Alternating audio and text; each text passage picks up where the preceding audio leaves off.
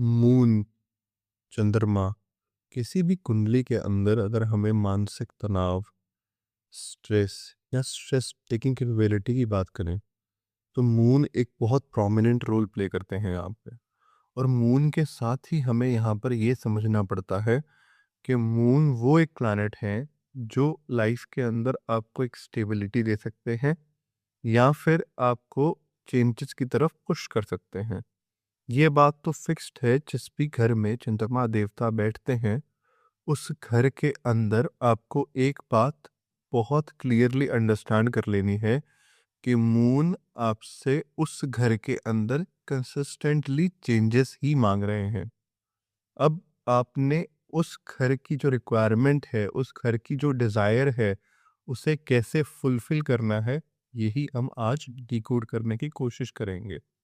Hi everyone, मैं हूं आपका होस्ट करण ठठई और आज हम अंडरस्टैंड करने वाले हैं मून आपके हर एक भाव में आपसे क्या चाहते हैं। देखिए, चंद्रमा अगर आपके फर्स्ट हाउस के अंदर है तो फर्स्ट हाउस रिप्रेजेंट करता है आपको, आपकी पर्सनैलिटी को। तो आप ये देखेंगे कि आपके जो आसपास लोग हैं वो कंसिस्टेंटली एक चीज़ पे कंप्लेंट करते रहते हैं कि आप बहुत जल्दी जल्दी चीज़ों के अंदर चेंजेस लेकर आते रहते हो या अपने अंदर चेंजेस लेकर आते रहते हो। ये जो दोनों ही चीज़ें हैं, इन चीज़ों के साथ आपको समझ पाना एज अ पर्सन सामने वाले के लिए थोड़ा डिफिकल्ट हो सकता है। क्यों? क्योंकि वो एक अभी एक जो आपकी पर्सनालिटी थी उसको वो डिकोड कर नहीं पा रहे थे।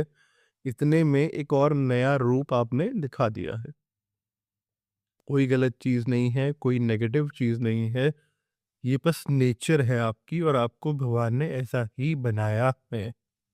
और ऐसा ही बनाने के कारण ही आप खुद को खुद ब खुद ये समझ सकते हो कि जैसे सपोज़ कर लो आपका जो माइंड है, फर्स्ट हाउस में जब भी मून बैठेंगे तो आपका माइंड भी मून से कंट्रोल हो रहा है। अब मून यहाँ पे एक फ्रेंडली साइन के अंदर बैठे हैं, तो माइंड आपका पॉजिटिव डायरेक्शन में ओवरथिंकिंग करेगा। ओवरथिंकिंग तो करेगा ही करेगा, ये चीज़ फिक्स्ड है, पॉजिटिव हो चाहे नेगेटिव हो। हाँ, अगर चंद्रमा देवता अच्छे साइन में नहीं बैठे हैं, तो बहुत ज़्यादा नेगेटिव डायरेक्शन में जा सकता है, बहुत ज़्यादा नेगेटिव साइड पे ओवरथिंक कर सकता है और ये एक बहुत बड़ी प्रॉब्लम हो जाएगी। क्यों? क्योंकि जब भी आपके चंद्रमा देवता फर्स्ट हाउस में बैठेंगे, वो ऑटोमैटिकली आपको नेगेटिव साइड पे, नेगेटिव डायरेक्शन के अंदर पुश इन कर सकते हैं। और यही चीज़ का सॉल्यूशन आपको निकालते रहना पड़ेगा टाइम टू टाइम कि आप उस तरफ पुश ना हो, आप उस तरफ ना जाएँ, क्योंकि अगर आप नेगेटिव साइड पे जाना शुरू हो गए, तो धीरे, धीरे, धीरे आप डिप्रेशन की तरफ भी बहुत ईज़िली जा सकते हो। अब इसको बचाने के लिए हमें क्या करना पड़ेगा? आपको भगवान शिव की आराधना करनी है, पहली चीज़। दूसरी चीज़, आपको डेली बेसिस पे मंदिर जाकर बेलपत्र चढ़ाना है। डेली बेसिस पे करना है, क्योंकि मून फर्स्ट हाउस के अंदर एक बहुत ज़्यादा अच्छी प्लेसमेंट काउंट नहीं की जा सकती, क्योंकि मून एक थोड़ा स्लो मूविंग प्लैनेट है और एक थोड़े पीसफुल प्लैनेट है। और फर्स्ट हाउस के अंदर जो चीज़ें हैं ना, वो पीस से नहीं आती। वो तो कॉन्फिडेंस है, वो फाइट है, आप अपने लिए जो लड़ रहे हो दुनिया के अंदर रोज़ जाकर खुद को प्रेज़ेंट कर रहे हो, ये सब चीज़ें हैं वहाँ पे। तो आपको वो जो डोमेन है, वो डोमेन ही ऐसी नहीं है जैसी हम एक्सपेक्ट करते हैं मून के लिए। तो मून वहाँ पर उतना कंफर्टेबल शायद ना हो पाएँ। इसीलिए हम दूसरे घर की तरफ, जैसे हम लोग सपोज़ कर लीजिए जब भी मून फर्स्ट हाउस में बैठेंगे, तो इसीलिए हम दूसरे इंसान को देखते हैं। आपको दूसरे लोगों की लाइफ़ बड़ी सॉर्टेड लगेगी, बड़ी सिंपल सी लगेगी। पर आपकी अपनी उतनी सॉर्टेड, उतनी सिंपल है नहीं, क्योंकि मून बैठे हैं और कंसिस्टेंटली चेंजेस आपके आगे आते जा रहे हैं। तो चेंज को अवॉइड मत करो यहाँ पे, क्योंकि चेंज अवॉइड करने का कोई पॉइंट नहीं है। आपके चेंजेस तो होते ही रहेंगे और वो आते ही रहेंगे, वो आपके हाथ से ही बाहर है। चेंजेस आपके डायरेक्शन में हो और पॉजिटिव हो, हम इस पे ही फोकस कर सकते हैं। और वो चीज़ कैसे निकलेगी, मैंने आपको बताया, भगवान शिव की आराधना करें और डेली बेसिस पे बेल पत्र चढ़ा कर आए मंदिर में।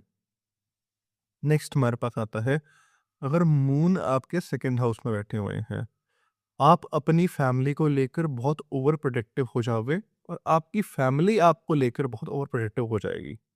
दोनों तरफ से ही ये चीज़ बराबर का होने वाला है और आपको और उनको आपस में कई बार घुटन भी फ़ील होएगी कि आप दोनों ने एक-दूसरे के ऊपर क्लचेस इतने टाइट कर दिए हैं। सामने वाला यही सोचता जा रहा है कि आप चाहते नहीं हो कि वो आपके अकॉर्डिंग कोई गलत डिसीज़न लें और वो नहीं चाहते हैं कि वो जो उनके अकॉर्डिंग डिसीजंस कुछ गलत होंगे आपके, वो नहीं चाहते कि आप उस तरफ जाओ। तो दोनों तरफ से ही जो होता है ना कि एक दूसरे को जो स्पेस दिया जाता है, किसी भी रिलेशनशिप के अंदर, बॉन्ड के अंदर, वो आप देते नहीं हो। यहीं पर एक प्रॉब्लम है। तो जब भी मून सेकंड हाउस में बैठेगा, फाइनेंसेस के लिए अच्छा है, बाकी चीज़ों के लिए अच्छा है, लेकिन ये नॉर्मल वे और नॉर्मल मेथड की तरह अच्छा नहीं है ये। आप ये देखोगे कि आपकी फैमिली आपको सपोर्ट तो करती है, पर आपको फ़ील नहीं होता कि वो सपोर्ट कर रहे हैं। आपको लगता है कि ये मुझे रोक रहे हैं, पीछे खींच रहे हैं, मुझे एक प्रोटेक्टिव एनवायरनमेंट में रखने की कोशिश कर रहे हैं।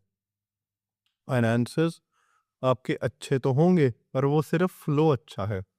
आपकी सेविंग्स उतनी अच्छी नहीं होंगी। आपकी सेविंग्स उतनी एक रॉबस्ट, उतनी जो आप जिससे टेंशन फ्री रह पाओ, वैसी-सी नहीं हो पाएँगी। आप देखोगे जब भी सेविंग्स करने की कोशिश कर रहे हो, पैसा कहीं न कहीं बहता जा रहा है पानी की तरह। तो यहाँ पर बेस्ट सॉल्यूशन जो होता है वो ये होता है कि आप सेविंग्स से ज़्यादा जो सोर्स ऑफ इनकम है, उसे बढ़ाने पे ज़ोर दो। अगर आप उसे बढ़ा लोगे तो आप फ्लो बढ़ा लोगे और मून फ्लो बहुत ईज़िली बढ़ा देगा, सेविंग्स नहीं बढ़ाएगा क्योंकि मून की नेचर ही ऐसी है ना कि चेंजेस लेकर आने हैं। तो आप कंसिस्टेंटली चेंजेस फ्लो बढ़ाने पे लगाओ, बहुत अच्छे से, बहुत आराम से चीज़ें वहाँ पर आपको आउटपुट दे पाएँगी।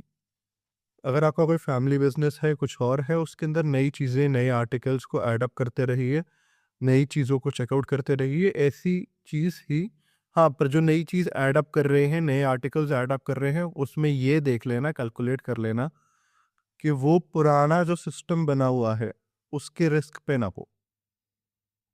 मतलब आपने सपोज़ कर लीजिए आपका जो पहले वाला बिज़नेस था, वो था एक फैक्ट्री लगी हुई थी आपकी और आपने अगला बिज़नेस उठाकर प्रॉपर्टी का उठा लिया और आपने फैक्ट्री के ऊपर ही लोन ले लिया सारा, वो प्रॉपर्टी उठाने के लिए। ये मत कर देना।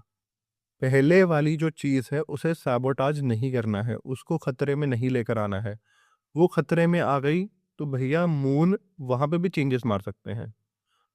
हमने अपनी तरफ से नीचे ना आने के लिए खुद फुल प्रूफ एनवायरनमेंट बना के चलना है क्योंकि मून तो चेंजेस चेंजेस मारना चाहते हैं, वो ऊपर भी मार सकते हैं, नीचे भी मार सकते हैं, वो पॉजिटिव ही मारे। इसीलिए हमने जो भी चीज़ पहले आ गई, जो भी चीज़ बनी बनाई मिली हुई है, उसके साथ पंगे नहीं लेने। जो भी नई एडिशंस करनी है, नए सोर्स ऑफ इनकम लेकर आने हैं, उसके अंदर एक कैलकुलेटेड रिस्क लेना है कि इससे पहले वाला मेरा जो सारा सिस्टम है वो ना डल जाए बस। यहाँ पे अगर हम लोग मून का रेमेडी की बात करें, वैसे तो मून यहाँ पर रेमेडी रिक्वायर करता नहीं है। मून खुद ब खुद आपको फाइनेंशियल ग्रोथ और फाइनेंशियल इनफ्लो अच्छा दे देते हैं। चाहे टाइम ले, चाहे स्लो डाउन करे इनिशियली, पर बाद में अच्छा मिल ही जाता है क्योंकि वो चेंजेस ही इतने ज़्यादा करते हैं। पर हम फिर भी एक स्टेबिलिटी हर एक इंसान चाहता होता है। तो मैं ये कहूँगा कि अगर आपको पैसों की सेविंग्स करनी है, तो आप अपने अकाउंट में मत करें। आप अपने स्पाउस के अकाउंट में, अपने पेरेंट्स के अकाउंट में, अपने भाई-बहन के अकाउंट में, जिसके साथ भी आपका ट्रस्ट लेवल पूरा बनता है, उसके साथ आप जाके सेविंग्स करना शुरू करो। वो इंसान जैसे सपोज़ कर लीजिए आपकी इनकम है 1 लाख रुपए, तो आपको पता है कि आपका खर्चा जो आपका पर्सनल खर्चा है, वो 20,000 में हो जाएगा। तो 20,000 आपने अपने पास रख लिए, 80 आपने उनको पकड़ा दिया। और वो 80 के बारे में दोबारा पूछना नहीं है कि उसका क्या किया गया, क्या नहीं किया गया। वो आपने यही मान के चलना है कि ये 80 इन्हीं के थे। आप इन्हीं के लिए कमा रहे थे और ये 80 इन्हीं के थे। जब आप अपनी मनी को ऐसे देखना शुरू कर दोगे, तो ऑटोमैटिकली वो मनी अपने आप सेव होनी शुरू हो जाएगी। आपने उस मनी के बारे में दोबारा पूछना नहीं है, कोई डिसीजंस नहीं लेने हैं, इन्वेस्ट करना है वो इंसान खुद कर लेगा। जो भी कुछ करना है वो सामने वाला इंसान खुद ब खुद उसमें सफिशिएंटली कर लेगा। नेक्स्ट हमारे पास आता है मून अगर आपके थर्ड हाउस में होते हैं। थर्ड हाउस है अब मेहनत का भाव है, आपकी प्रोफेशनल कम्युनिकेशन का भाव है। तो यहाँ पर जो क्लियर कट एक केस बनता है थर्ड हाउस के अंदर, वो ये बनता है कि जब भी मून आपके थर्ड हाउस से लिंक रखेंगे, थर्ड हाउस ऑटोमेटिकली आपको पुश करता है सिर्फ उन चीज़ों के अंदर जो चीज़ें आपको जेन्युइनली पसंद है। जेन्युइनली पसंद है से मेरा मतलब क्या है? मून है बहुत चंचल मन वाला प्लैनेट।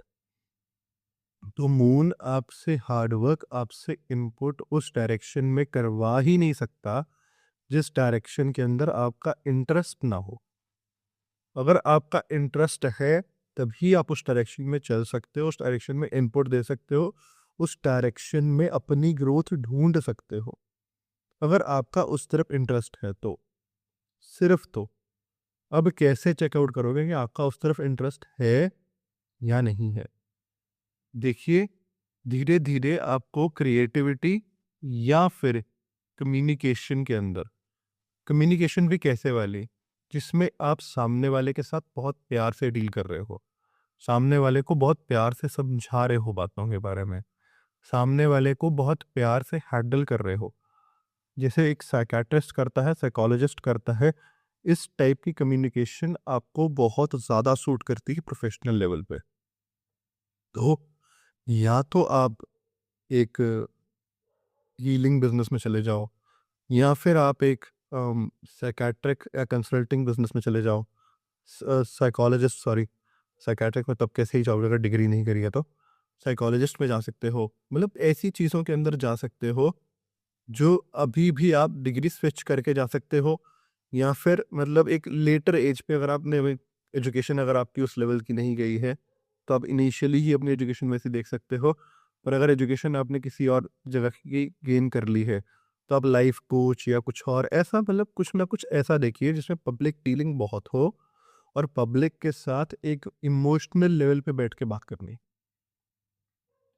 ये अगर आपको अपना ऑलरेडी करियर पता नहीं है, अगर तो पता है तो वेल एंड गुड है, उसी करियर को परस्यू करते रहो। क्योंकि मून एक ऐसा प्लैनेट है जो करियर बहुत मुश्किल से ढूंढता है, और बहुत मुश्किल से ढूंढने के बाद अगर जब करियर मिलता है तो वो उस करियर को छोड़ना पसंद नहीं करता, और ना ही मैं सजेस्ट करूंगा कि कभी भी आप उस करियर को स्विच करें। क्योंकि आपने ये देखा होगा कि जॉब स्विच बहुत ज़्यादा चलता है हम पे।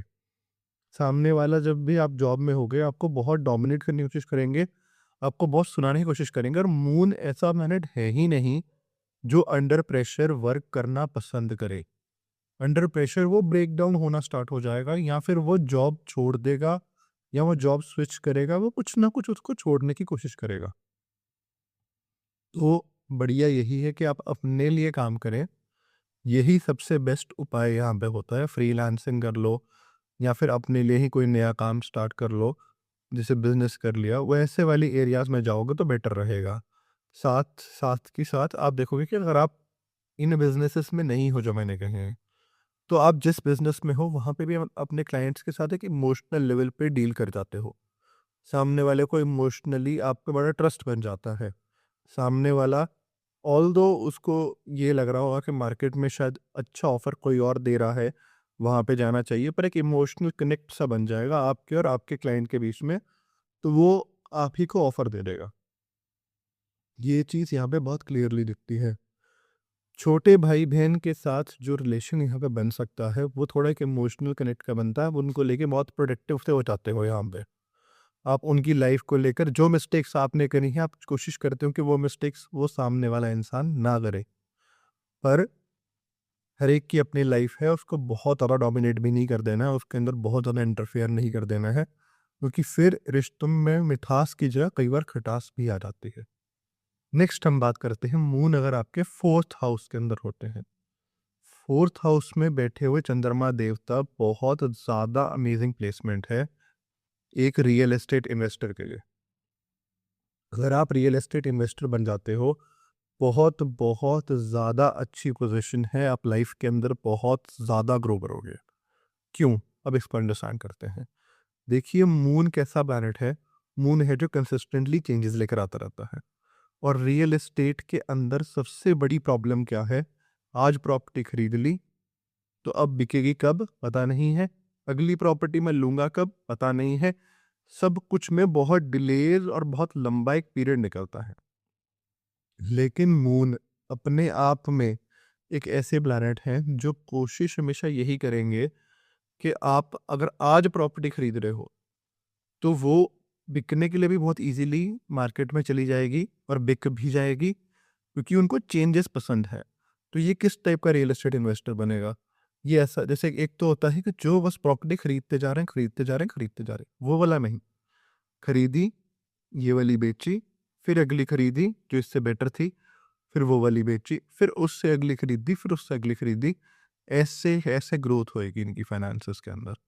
हाँ, ये भी देखेंगे कि जो भी प्रॉपर्टी इनके पास है वो कई बार स्टेबल नहीं हो पा रही है, या उस पे लोन चढ़ रहा है या उतर रहा है या कुछ ना कुछ उस पे होता होगा। लेकिन जो रियलिटी है वो यही है कि इनको कंसिस्टेंटली चेंजेस लेकर आते रहना पड़ेगा। कंसिस्टेंटली चेंजेस लेकर आते ही रहना पड़ेगा, क्योंकि प्रॉपर्टीज के मामले के अंदर इनकी चार्ट का फुल पोटेंशियल ही ये यूज तब कर सकते हैं। चाहे इनिशियली बहुत बहुत छोटी प्रॉपर्टी मिल रही हो और वही बन रही हो, कोई बात नहीं, ले लो। वो ही प्रॉपर्टी से आप अगली बड़ी प्रॉपर्टी पे, उसके बाद अगली बड़ी प्रॉपर्टी पे, अगली बड़ी प्रॉपर्टी पे आप मूव करते जाओगे, करते जाओगे। हमें चेंजेस को अपने लिए एक बेनिफिशियल वे में यूज करना होगा, यूटिलाइज करना होगा। हमें चेंजेस को उसी तरीके से, उसी एंगल से देखना है यहाँ पे, कि हर चेंज मेरे हक में, मेरी साइड पे ट्विस्ट हो जाए। और उसका एकमात्र रास्ता यही है कि आप खुद अपने साइड से, जैसे सपोज कर लीजिए आप अभी किसी जॉब में है और आपको लग रहा है कि आप उस जॉब के अंदर इतने खुश नहीं है, ये नहीं है, वो नहीं है, और आपको रिस्क लग रहा है कि मैं कोई प्रॉपर्टी खरीदूंगा या खरीदूंगी तो वो एक इशू हो सकता है। कोई बात नहीं, इशू होएगा, लेकिन चंद्रमा जब भी फोर्थ हाउस में होंगे वो नेगेटिव इशू बहुत रेयरली ही दिखता है। और रेयरली से मेरा मतलब है कि unless and until Rahu Ketu afflict कर रहा हो, शनि इफ्लिक्ट कर रहा हो, चंद्रमा पे अमावस्या योग हो, ऐसी ऐसी कोई बहुत ही ज़्यादा अगर प्रॉब्लम दिख रही है तो ही यहाँ पे प्रॉब्लम दिखती है। और ऐसे केसेस के अंदर भी कम से कम नो प्रॉफिट नो लॉस पे तो चंद्रमा देवता आपकी प्रॉपर्टी निकलवा ही देते हैं। प्रॉफिट पर ही मैक्सिमम केसेस में निकलती है प्रॉपर्टी, और वर्स्ट केस सिनेरियो है नो प्रॉफिट नो लॉस। चंद्रमा जब भी फोर्थ हाउस में होंगे बहुत ज़्यादा अच्छी प्लेसमेंट है ये। दूसरी चीज़ यहाँ पर ये है कि मदर आपको लेके ओवर प्रोटेक्टिव है। तो आप देखेंगे शादी के बाद आपकी लाइफ के अंदर जो प्रॉब्लम्स चल रहे हैं, इश्यूज चल रहे हैं, वो शायद से मदर की इंटरफेरेंस से और इंटरफेयर है, क्योंकि मदर ने आपके लिए पर्सनल स्पेस छोड़ा ही नहीं है। और आप भी उनके लिए नहीं छोड़ते हो। आप भी अपनी तरफ से बहुत कोशिश करते हो उनकी केयर करने के लिए, उनके साथ रहने के लिए, उनको समझने के लिए, उनके साथ उनका ध्यान रखने के लिए। और ये दोनों ही चीज़ें आपस में होती रहेंगी, चलती ही रहेंगी। इसका कोई बहुत ज़्यादा सॉल्यूशन है नहीं, एक अंडरस्टैंडिंग है। आपको अंडरस्टैंडिंग अपनी वाइफ के साथ बनानी पड़ेगी और मदर के साथ बनानी पड़ेगी, और आपको बीच में उसको बैलेंस करके चलना पड़ेगा। यही रियलिटी है यहाँ पे। अगर आप किसी भी केस में भी प्रॉपर्टी बदल नहीं पा रहे हो, या आपकी प्रॉपर्टी बहुत लंबे टाइम से कंसिस्टेंटली की अड़ी हुई है, तो आप गाड़ी बदलना शुरू कर दो। कुछ ना कुछ चेंजेस यहाँ पर लेकर आओ जो फोर्थ हाउस के अंदर चेंजेस हैं। वैसे तो गाड़ी और प्रॉपर्टी दोनों ही आप ऑटोमेटिकली बदलते ही रहोगे, ये चीज़ तो फिक्स्ड ही है। नेक्स्ट हमारे पास आता है कि अगर किसी भी हालात में, वैसे तो होना नहीं चाहिए, बट किसी बहुत रेयर हालात में अगर मून यहाँ पे नेगेटिव असर दे रहे हैं, रात को सोने से पहले अपने मदर के पैर दबा के सोना शुरू कर दीजिए। आपका मून आपको बहुत ज़्यादा पॉजिटिव रिजल्ट देना शुरू कर देगा। मदर नहीं है तो मदर इन लॉ के भी कर सकते हैं, किसी मदर फिगर के भी कर सकते हैं। नेक्स्ट हमारे पास आता है मून अगर आपके फिफ्थ हाउस में होता है। मून अगर आपके फिफ्थ हाउस के अंदर है तो ये बात बहुत क्लियरली अंडरस्टैंड कर लीजिए कि फिफ्थ हाउस जो हाउस है वो लवर का है। तो लवर आपको लेके बहुत प्रोटेक्टिव होगा और आप लवर पर लेके बहुत प्रोटेक्टिव हो जाओगे। आप दोनों के बीच में जो होता है एक पर्सनल स्पेस का बैरियर है, वो हर बार टूटने ही वाला है। जहाँ पे भी मून बैठेंगे वहां पर वो बैरियर टूटेगा ही टूटेगा, पहली चीज। लेकिन लवर वो बैरियर तोड़ना चाहता था आपके साथ, दिक्कत लवर की नहीं है अब, दिक्कत है कि आप ये बैरियर अपने बच्चों के साथ भी तोड़ दोगे और बच्चों को घुटन फीड होएगी। ये पंगा है। आप प्रोटेक्टिव होने के चक्करों के अंदर बहुत ज़्यादा वो बैरियर ब्रेक डाउन कर देते हो, वो उनकी लाइफ में इतना इंटरफेयर कर देते हो कि वो कोई गलत डिसीजन ना ले लें, गलत डिसीजन ना ले लें, कि इसके अंदर आप उनको कभी ग्रो होने ही नहीं दे रहे हो। तो एक, आप खुद को शांत करके पीछे बैठना शुरू करो और उसको दूर से ऑब्जर्व करो। उसके मतलब बहुत पास नहीं जाना है, क्योंकि आप उसकी लाइफ के अंदर हर एक एंगल को बहुत ज़्यादा, एक होता है ना, एक होता है सुपरविजन, एक होता है स्नूपरविजन, कि आपने हर टाइम ही अगले को देखते जा रहे हो। आप स्नूपरविजन में घुस जाते हो, वो नहीं करनी है। सुपरवाइज करना है, और वो भी डिस्टेंस से।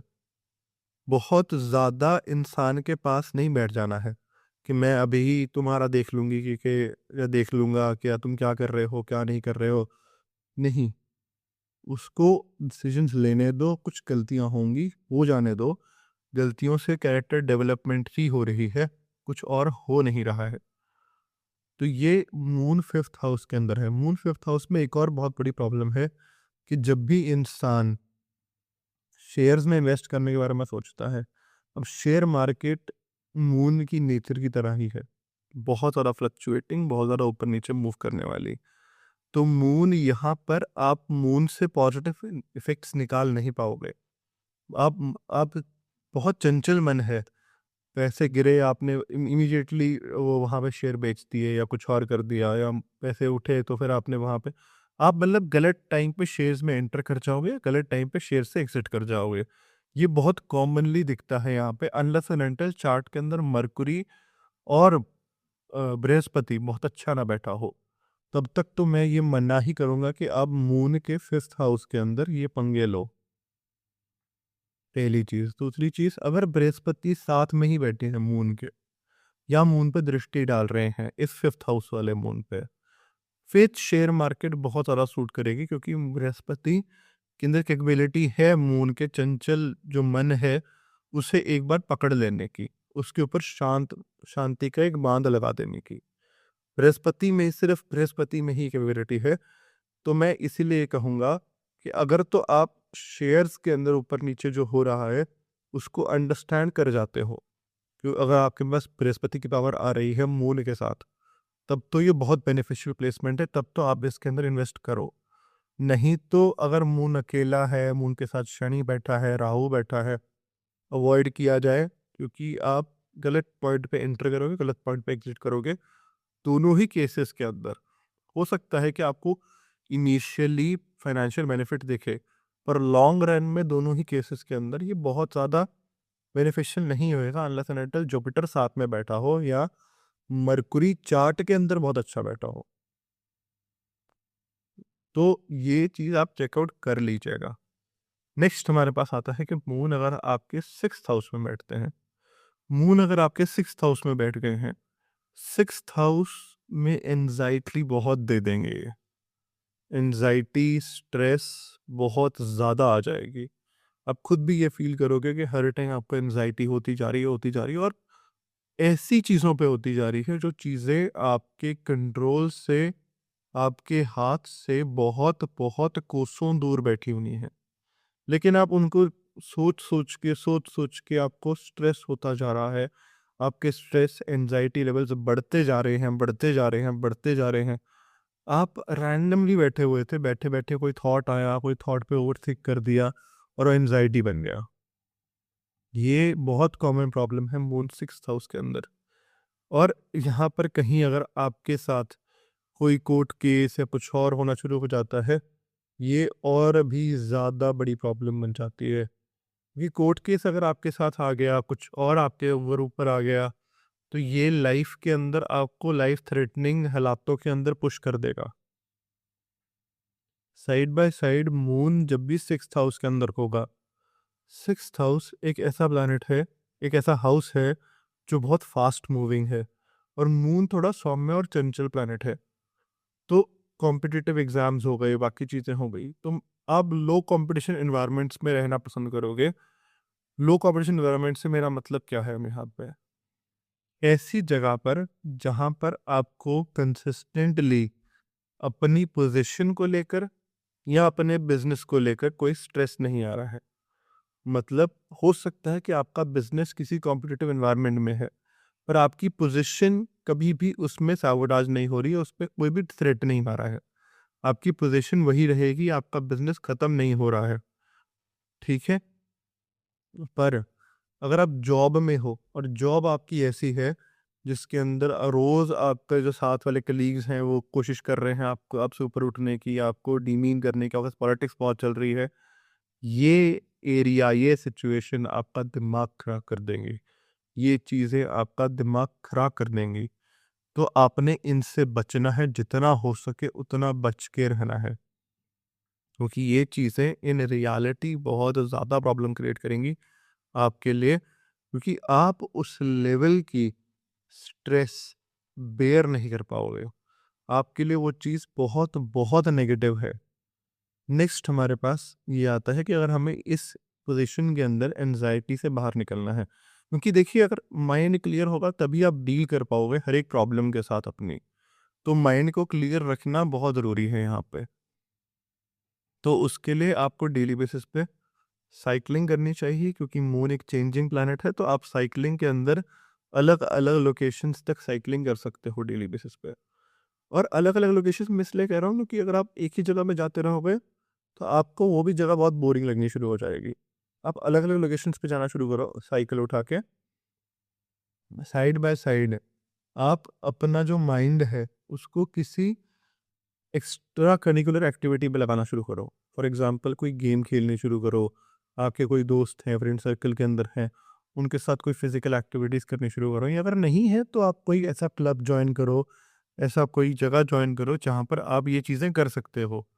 ये चीज़ें जब आप कंसिस्टेंटली करना शुरू करते हो लाइफ़ के अंदर, तब जाकर आपका माइंड थोड़ा क्लियर होना शुरू होता है।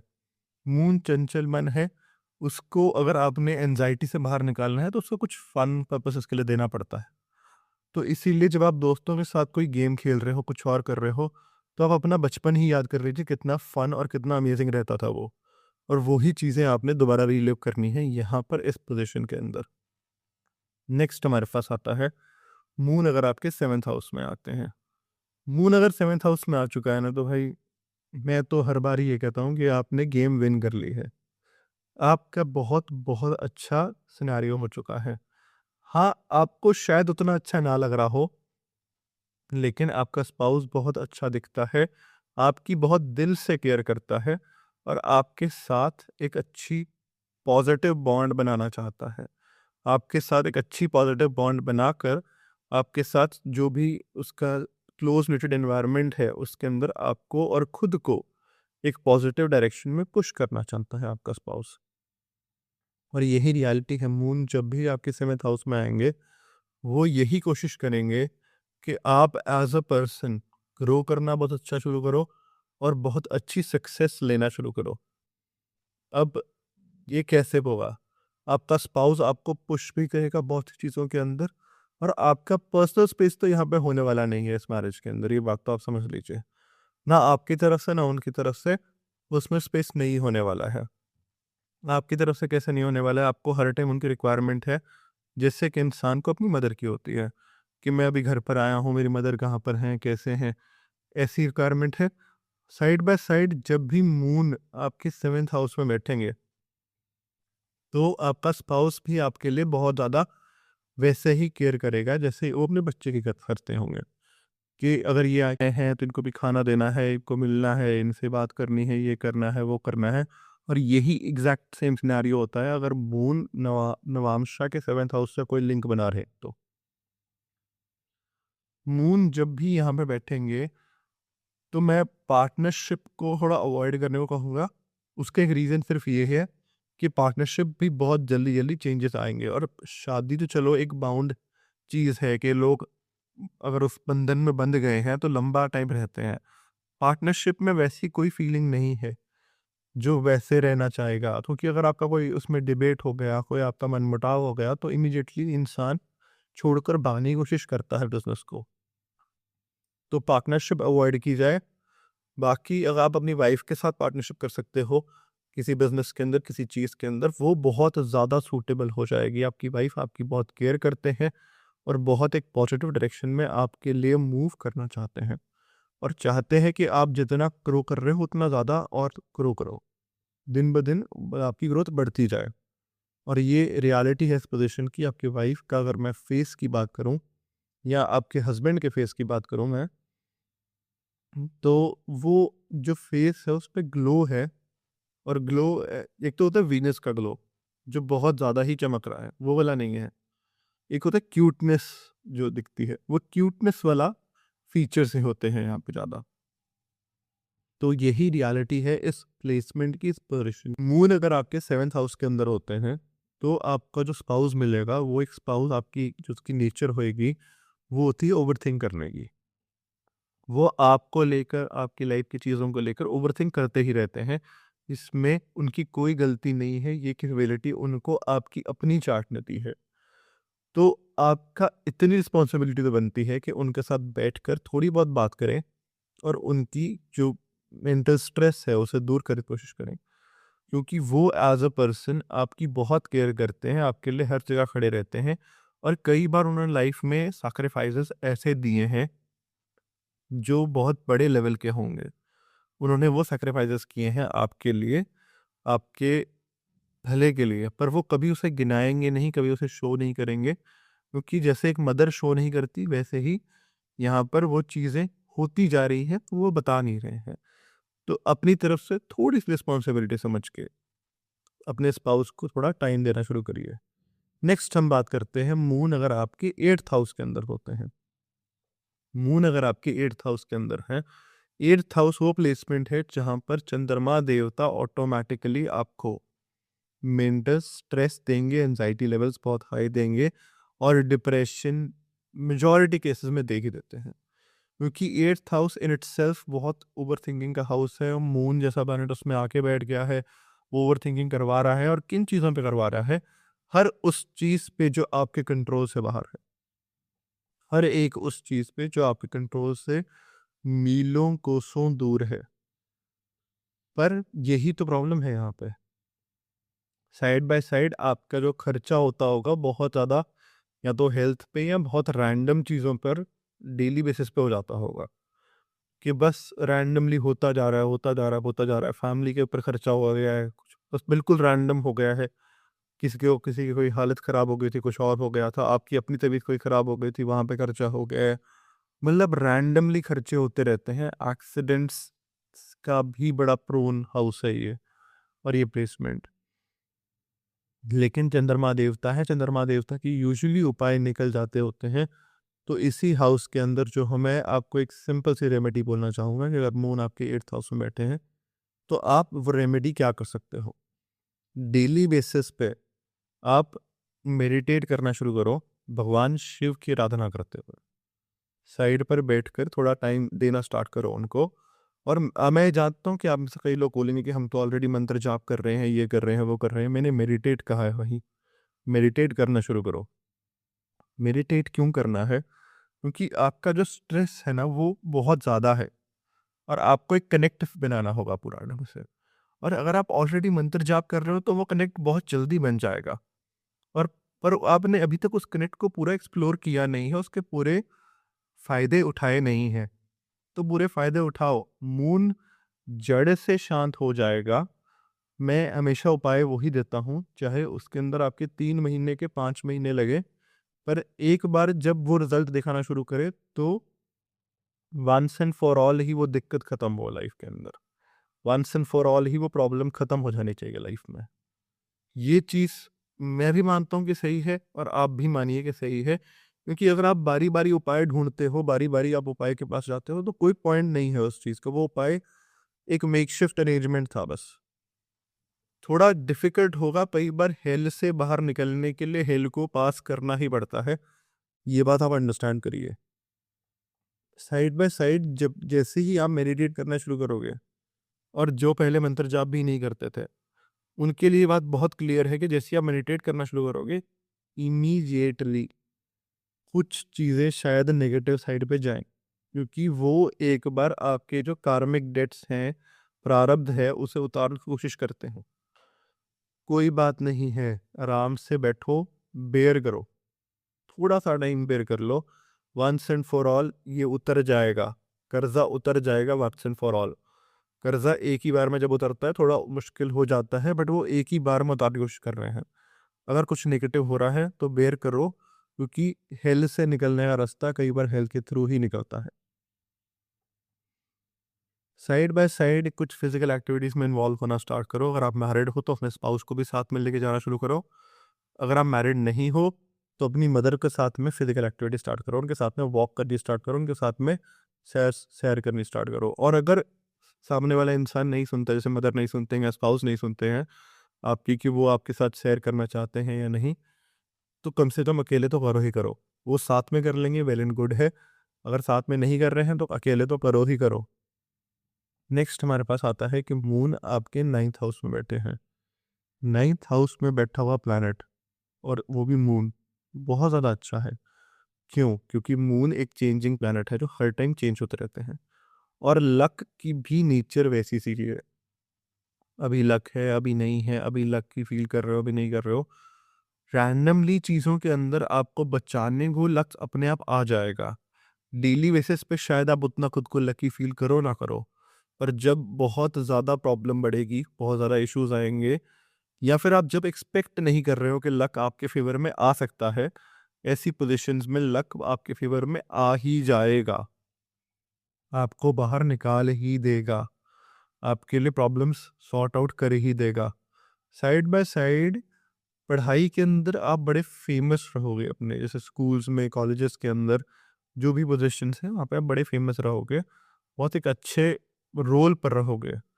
फादर के साथ अंडरस्टैंडिंग ठीक होगी, लेकिन प्रॉब्लम ये है कि आप दोनों दूसरे को लेके ना ओवर प्रोटेक्टिव हो। आप उनकी लाइफ में बहुत घुसते हो, वो आपकी लाइफ में बहुत घुसते हैं, तो एक पर्सनल स्पेस का बैरियर यहाँ पर टूट जाता है। तो एक बस वो एक जो चीज़ है, वो चीज़ को थोड़ा बेयर आउट करना शुरू करो। और जब आपके फाइनेंसेस आपको अलाउ करते हैं, आप थोड़ा लॉन्ग डिस्टेंस ट्रैवल्स पे जाना शुरू करो, बहुत जल्दी जल्दी। फॉर एग्जांपल, अगर आपके पास जैसे अभी बोनस आया है, और बोनस आपको अलाउ करता है कि आप जाकर घूम सकते हो कहीं पे, तो घूम कर आओ। इसको डिले मत करो, प्रोक्रास्टिनेट मत करो, इसको आगे मत पुश करो कि मैं बाद में घूमने जाऊंगा, घूमने जाऊंगी। आप घूमने जाइए, क्योंकि जितनी बार आप घूमने जाओगे उतना ही ज़्यादा अच्छा एक एनवायरनमेंट आपको मिलता जाएगा, उतना ही ज़्यादा अच्छा आपके लिए ये होता जाएगा। घूमना बहुत ज़रूरी है इस पोजीशन में लक को अपने लिए पॉजिटिव रखने के लिए, क्योंकि देखिए ना, मून चेंजिंग प्लैनेट है। अगर आप घूमोगे नहीं तो वो लक को नेगेटिव चेंज कर देंगे, उनको तो चेंज ही करना है कुछ ना कुछ, या फादर फादर के साथ बॉन्ड नेगेटिव कर देंगे, कुछ ना कुछ चेंज कर देंगे। तो इससे पहले कुछ और चेंज हो और नेगेटिव हो, अब अपनी साइड से खुद ही एक चेंज कर दीजिए कि मैं तो जी घूम के आ गया हूँ। ये यहाँ पर बहुत ज़्यादा नेसेसिटी वाली बात है। नेक्स्ट हम मूव करते हैं, मून अगर आपके 10th हाउस में बैठे होते हैं। 10वां घर जो है, 10वां घर बहुत क्लियर कट केस है कि शनि और मून इकट्ठे हो गए हैं। 10वें घर के एट्रीब्यूट शनि देव से बहुत ज़्यादा मिलते हैं, और मून उतना कंफर्टेबल फील करते नहीं है ऐसे घरों में। मून यहाँ पर बहुत ज़्यादा स्ट्रेस में चले जाते हैं, क्योंकि आपको अगर जैसे 10वां घर है ना, 10वें घर के अंदर अगर आप जॉब कर रहे हो तो आपको अपने बॉस की सुननी पड़ेगी, उसकी बात माननी पड़ेगी, और आप ऐसे से एनवायरनमेंट में रह ही नहीं पाओगे जिसके अंदर बहुत ज़्यादा आपको किसी और इंसान की सुननी पड़े, या वो इंसान आपको डोमिनेट करता रहे। आप ऐसे एनवायरनमेंट में रह ही नहीं पाओगे, आप बेयर ही नहीं कर पाओगे कि आपका बॉस आपके साथ क्या कर रहा है, क्योंकि यहाँ पर ऑफिस पॉलिटिक्स भी होएगी, एक्सप्लॉयटेशन भी होएगी, सब कुछ होएगा, और आपसे वो चीज़ बेयर नहीं हो पाएगी। तो ऐसे केसेस में इंसान जॉब शिफ्ट करता रहता है टिल द टाइम वो फ्रीलांसिंग या अपने किसी बिजनेस में, अपने किसी वेंचर में ना घुस जाए। और वेंचर या बिजनेस भी उनकी अपनी चॉइस का ही होगा। मैं सजेस्ट यहाँ पे ये करूँगा कि आप कोई ऐसा करियर ऑप्शन उठाएं जिसके अंदर आप अपने क्लाइंट के साथ एक इमोशनल लेवल पे डील कर रहे हैं, पहली चीज़। दूसरी चीज़, जिसमें आपकी क्रिएटिविटी, क्रिएटिविटी से मेरा सिंपल सा मतलब ये है कि आप अपनी जो एक क्रिएशन है, चाहे वो बात करने का एक नया स्टाइल हो आपका, चाहे वो कोई नया बिजनेस वेंचर हो आपका, चाहे वो कोई आपकी डिज़ाइनिंग हो किसी चीज़ की, कुछ ना कुछ आप अपनी क्रिएशन उसके अंदर प्रोवाइड कर पाओगे। तभी जाकर वो चीज़ आपको उस लेवल के अच्छे फल दे पाएगी जो आपको चाहिए है। तभी जाके आपको उस चीज़ से वो ग्रोथ, वो लेवल मिल पाएगा जो आपको चाहिए था। नेक्स्ट हमारे पास आता है कि आप इस पोज़ीशन के अंदर 10th हाउस की पोज़ीशन के अंदर आप खुद को कैसे बचा सकते हो नेगेटिव चीज़ों से, नेगेटिव थॉट्स से, और कैसे एक पर्टिकुलर पॉजिटिव डायरेक्शन में मूव कर सकते हो। बहुत सिंपल है। आपने एक तो साइड बाय साइड, अगर आपको बहुत स्ट्रेस मिल रही है जॉब के अंदर, कुछ और चीज़ें मिल रही हैं, आपने साइड बाय साइड कुछ ना कुछ और एक्टिविटी उठा लेनी है, एक हॉबी उठा लेनी है, और उस हॉबी को डेली बेसिस पे थोड़ा-थोड़ा बढ़ाते जाना है। फॉर एग्ज़ाम्पल, अगर आपको पेंटिंग बहुत पसंद है, उस पेंटिंग को बनाते हुए थोड़ा-सा रिकॉर्ड करके इंस्टाग्राम पे रील डालना शुरू करो, ताकि वो एक आपके लिए फाइनेंशियल प्रॉस्पेक्ट खोलना शुरू करे। जॉब में आप सर्वाइव नहीं कर पाओगे, ये बात तो बहुत क्लियर है। लेकिन जो भी दूसरा काम आपको पसंद है, उस काम को धीरे-धीरे बढ़ाना शुरू करो, उस काम को धीरे-धीरे शुरू करना शुरू करो। बहुत टाइम से अगर वो काम आप सोच भी रहे थे कि मैं करना चाहता हूँ या करना चाहती हूँ, और आप उसको डिले कर रहे थे, अब वक़्त नहीं है उसे और डिले करने का। उसे उठाओ और शुरू हो जाओ। क्योंकि अगर आप उसको शुरू कर दोगे और करते जाओगे, तो धीरे-धीरे, धीरे-धीरे ही सही, आपकी लाइफ़ में बहुत पॉज़िटिविटी आती जाएगी। और आप उसी काम पर परमानेंट शिफ्ट हो जाओगे, और वहीं से आपकी फाइनेंशियल स्टेबिलिटी आएगी, आपकी जॉब स्टेबिलिटी आएगी। जॉब वो चीज़ है, या बिज़नेस वो चीज़ है जिसके अंदर इंसान स्टेबिलिटी माँगता है, कि मेरा बिज़नेस ऐसे, ऐसे, ऐसे, ऐसे मूव करता रहे। किसी को नहीं पसंद ये चीज़। हर एक को एक स्टेबल चाहिए कि ऐसे, हाँ, ऐसे ग्रोथ करता रहे, या ऐसे जितनी मर्ज़ी ऊपर ग्रोथ करता है पर नीचे को ना ही डिप करे। ये चीज़ें आपको तभी मिल पाएँगी जब आप थोड़ा मून लिंक्ड, और मून लिंक्ड का मतलब ये नहीं है कि आप मून की क्रिएटिविटी और ये चीज़ों में चूस जाओ। जो आपको दिल से पसंद है, जो आपका पैशन है, जिसको आप अपना प्रोफ़ेशन बनाना चाहते हो, उस चीज़ में घुसो। वो ही चीज़ आपका बेड़ा पार लगाएगी।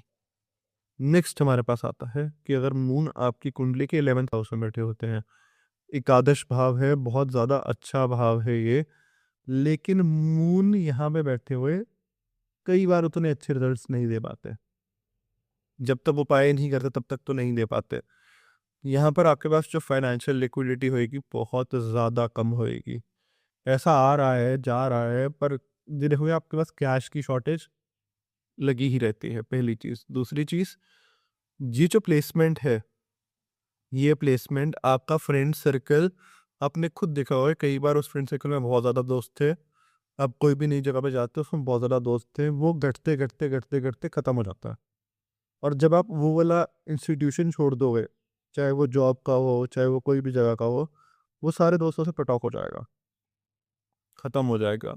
ऐसा इंसान यूजुअली, कई बार ये होता है कि जैसे डिग्री से निकला, तो सबको ब्लॉक ही मार दिया। हम लोग तो रील्स में देखते हैं कि लोग मज़ाक कर रहे हैं कि आज ये सब ब्लॉक होंगे, वो रियल में कर जाता है कि सारे के सारे ब्लॉक कर दिए हैं मैंने। और ये पोज़ीशन यही चीज़ दिखाती है। आप जितनी बार अपनी लाइफ़ में उठने की कोशिश करोगे, बाहर निकलने की कोशिश करोगे, ये आपको कहीं न कहीं, क्योंकि शनि देवता का परम हाउस है ये। 11th हाउस के अंदर शनि देवता का अपने आप दबाव होता ही है। क्योंकि आउटपुट के लिए आपको गॉड ऑफ जस्टिस की परमिशन चाहिए। तो जब भी मून यहाँ बैठते हैं, मून का मन है चंचल, वो कुछ ना कुछ आपको देने की कोशिश करते हैं, और शनि देवता उन्हें रोकने की कोशिश करते हैं। तो यहाँ पे हर टाइम एक जंग चल रही है, और इस जंग में पिस आप रहे हो। आपको लगेगा कि मेरे पास फाइनेंसेस, पैसा बहुत आया था यार, पर यहाँ वहाँ खर्च हो गया, खत्म होता जा रहा है। ये जेन्युइन प्रॉब्लम है यहाँ पे। तो स्टेबिलिटी के लिए मैं यहाँ पे ये कहूँगा कि आप कोई जॉब में घुस जाइए। जॉब में नहीं घुस पा रहे हैं, और जॉब भी यहाँ पर अगर गवर्नमेंट जॉब लग जाए तो बहुत ही बढ़िया। अगर सूर्य की प्लेसमेंट कुंडली में बहुत अच्छी बैठी हुई है, तो गवर्नमेंट जॉब लग जाए तो बहुत ही बढ़िया है। क्योंकि शनिदेव जब भी आपको यहाँ पर इफ़ेक्ट डालेंगे आपके ऊपर, वो हमेशा आपके फाइनेंसेस को क्रम्बल करना शुरू करेंगे। आपके फाइनेंसेस को खराब करना शुरू करेंगे। तो यहाँ पर काल भैरव जी की आराधना करना बहुत ज़्यादा पॉजिटिव एक सॉल्यूशन हो जाता है, और डेली बेसिस पे उनके मंदिर में जाकर दीपक जलाना बहुत अच्छा हो जाता है। नेक्स्ट हमारे पास आता है कि मून अगर आपके 12th हाउस में होते हैं, मून अगर 12th हाउस के अंदर हैं, तो वो कोशिश करेंगे कि आपको बहुत पॉजिटिव साइड पे एक जगह पर पुश किया जाए। जैसे 12th हाउस है अध्यात्म का और डिटैचमेंट का, और मून है ओवर थिंकिंग का। तो सामने वाले ने कुछ गलत किया या नहीं किया, आपने अपनी ओवर थिंकिंग से उस इंसान से अपनी बॉन्ड तोड़ दी, ये आप देखते रहोगे। आप अपनी ओवर थिंकिंग करोगे, उस इंसान से अपनी बॉन्ड तोड़ते जोड़ते खुद ही रहोगे आप। जोड़ भी लेते हो, तोड़ भी लेते हो, पर ये रियलिटी आपकी अपनी ही है। और कोई थॉट आपके मन में घुस जाए, अब उस थॉट को बाहर निकाल ही नहीं पाते, आप उसको ओवरथिंक करते ही रहते हो, करते ही रहते हो, करते ही रहते हो, उसे निकाल ही नहीं पाते हो, जो मर्जी होता रहे लाइफ में। और यही रियलिटी है मून 12th हाउस की। मून जब भी 12वें घर में होंगे, वो अपने एंड से कोशिश कर रहे हैं कि आपको अध्यात्म की तरफ पुश कर पाए, लेकिन मून एक चेंजिंग प्लैनेट है। तो कई बार आपके रिलीजियस बिलीफ्स बहुत जल्दी जल्दी चेंज होते रहते हैं आपस में।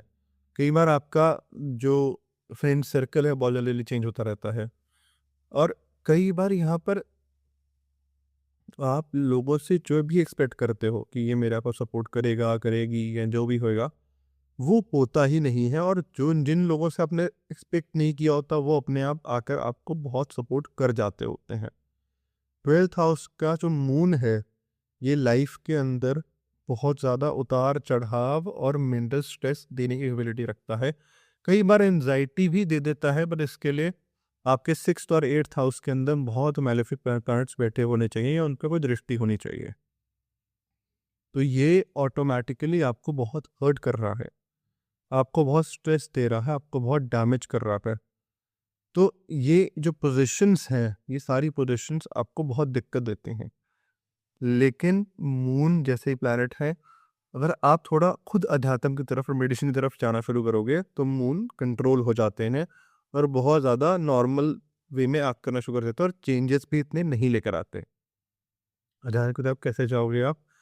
अध्यात्म की तरफ जाने के लिए बहुत सिंपल सी चीज़ है यहाँ पे, कि आप महादेव की आराधना मेडिटेशन की तरीके से, जैसे मेडिटेट करना शुरू करो। ये अगर आप धीरे से करना शुरू करते हो, तो महादेव आपके लिए सपोर्ट क्रिएट करते हैं, और आपका जो माइंड है वो एक स्टेबल लेवल पे आना शुरू हो जाता है। ये थी हमारी आज की वीडियो। अगर आपको ये वीडियो पसंद आई हो, तो प्लीज़ इस वीडियो को लाइक कर दीजिए, मेरे चैनल को सब्सक्राइब कर लीजिए, और जितना हो सके उतना इस वीडियो को शेयर कर दीजिए। और अगर आप मेरे साथ वन ऑन वन लर्निंग करना चाहते हैं, तो नीचे दिए हुए पिन कमेंट को चेकआउट कर लीजिए।